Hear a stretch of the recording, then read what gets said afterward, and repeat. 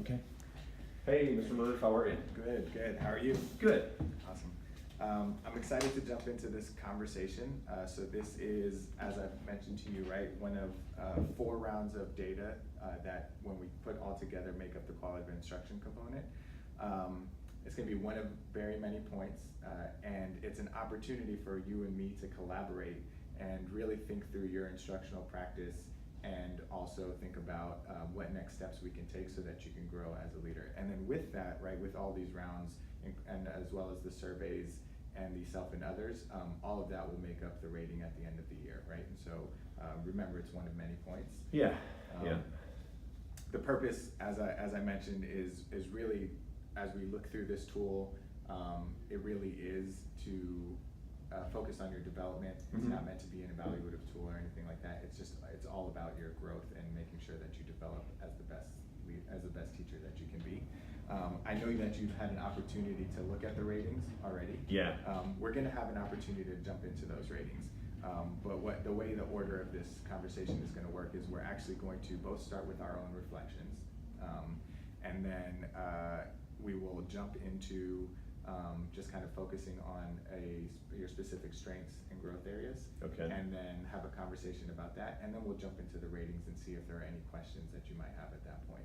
Gotcha. Sound good? Yeah.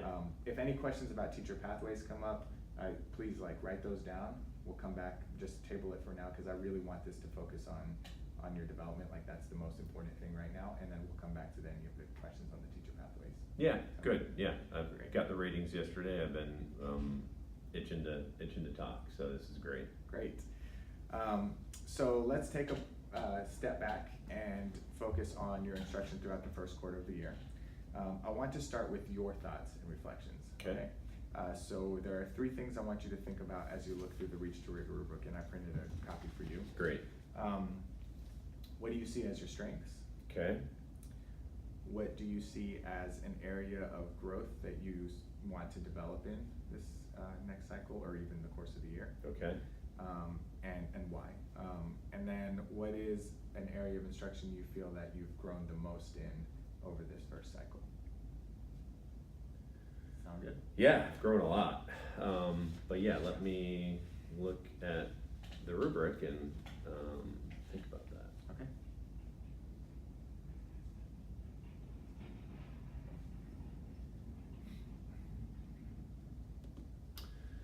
Off the cuff, I think the one thing I've tried to do well is really put some time and energy in the internalization process and the planning piece. So I think an essential elements alignment is an area that's been pretty tight for me. Okay. I think the what and how of clarity, communicating a clear objective, what mastery looks like. I think our work on criteria for success has helped with that, and then try to deliver it in an organized, clear way. I think, yeah, those are some of the things that come up for me, is those parts of the internalization process. Awesome. Yep. And I would absolutely agree. I think that when I look at your planning, right, those are definitely exemplar plans. You obviously always keep the end in mind. I think that's another thing to add as what makes your planning really, really strong. Mm-hmm. It's obvious that there's clear alignment not only for the day but also for the course of the year. So kudos to you and the intentionality that you put into your planning. Cool, thank you. Area of growth for me, I would probably say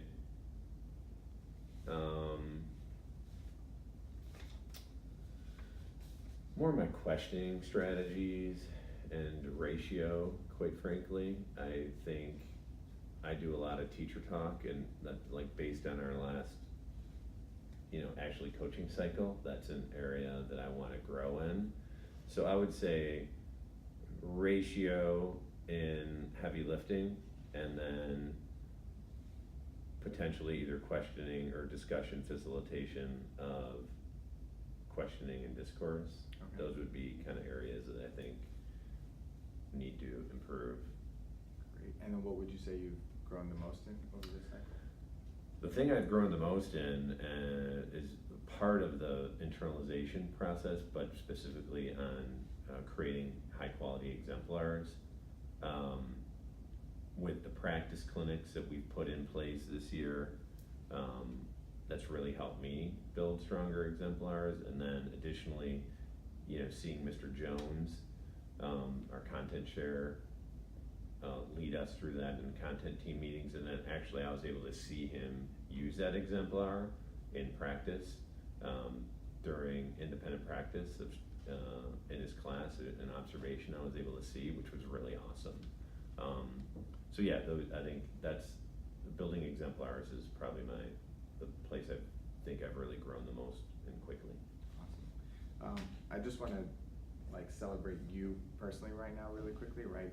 As I heard you discussing, right, there are some strengths that you bring to this work that are absolutely worth celebrating, right? Your intentionality and planning, your resourcefulness, right? So the fact that you reached out to Mr. Jones and went to go and observe him, your reflective practices, right? You really take the time to think about how you can grow, your ability to take what you learn and then implement it immediately. All of those are things that allow you to grow as a teacher, and so kudos to the hard work that you've been putting into this work, and it's awesome. Cool, thank you. So I wanted to jump into the growth area that you mentioned, specifically ratio. Okay. And I want to start off by just kind of zooming in on what ratio actually is based on the Reach to Rigor rubric. So let's take a look and read the exemplary portion. Could you read that? Yeah, the teacher engages students in opportunities to think, speak, and write throughout all or almost all of the lesson. Okay. So when you think about that, how do you see this playing out in your classroom currently? It is not at all or almost all the time. I'm still doing a lot of the talking, and students are sometimes listening, and I need to change that. Okay, and how do you, in an ideal world at the end of the year, how do you want this to look? I've seen Mr. Jones, when I did the observation, he had clear times where he was giving clear guidance on time for independent thinking time, for pair share time, for stop and jot time where they're writing. So when you talked about the thinking, speaking, and writing, I was thinking about that, Mr. Jones does, kids are always doing something related to the task, and so I would want it to be something like that where they're always doing something, and they're not just sitting there getting, either taking notes or not, just listening. Yeah, great. So when, so I actually have a strategy in mind, and I'll share that in a second, but I'm curious to hear what do you think you can do differently? And I want you to focus on the strength that you bring, right? Planning is a strength, and you do such a good job of it. So how can you adjust your planning so that you can alter the ratio in your classroom so that it's more student heavy? What are some thoughts? Yeah, I've started to, in my lesson plans, built at one point of the lesson, trying to build some questioning strategies, but what I think I could do is at multiple times of the lesson, name, okay, students, take some time to independent stop and jot, pair share after that, stop and jot, and then group share out, where I can kind of build on what the capacity of the room and what they're thinking and build on that. Awesome. So what I'm gonna summarize the action step that you just listed, right? And that's going through your lesson plan, identifying specific points where you will ask questions for students to stop and jot, pair, and share. Yep. Right. The strategy that I have in mind, and you and I can discuss which one you think will be more impactful. The strategy I have in mind is actually right now your lesson planning is from a very teacher specific lens, and so it's shifting that and thinking through the lens of the student, right? So when the teacher is doing this, when you as a teacher are doing this, what is the student doing? And if you can't think, write, or speak in that box, right? If the student is not thinking, writing, or speaking, then that's probably not something you should be doing, right? Gotcha. So, and you would go through the lesson plan and outline those specific areas. So hearing those two strategies, which one are you leaning towards and why? I like your idea because it gets to the end. Like, even if I plan for it, like these stop jobs, there still be made outside of that specific time in the lesson where kids might be just listening, Right. and so without doing anything. And so I think it would force me to really be intentional about making sure that the students are doing the heavy lifting and ratio. So yeah, I think what you recommended, I'd love to explore that. Great. So we'll zoom in on that as an action step. We're gonna jump back to that and actually think about the action step and like plan out what it looks like and give you a model Okay. before you jump into that. Before we do that though, I want to go back to our observation ratings, which again, you've had an opportunity to see. Yeah. Now that we've had a discussion about your strengths and areas for growth, take a look at the ratings again and let me know if you have any questions.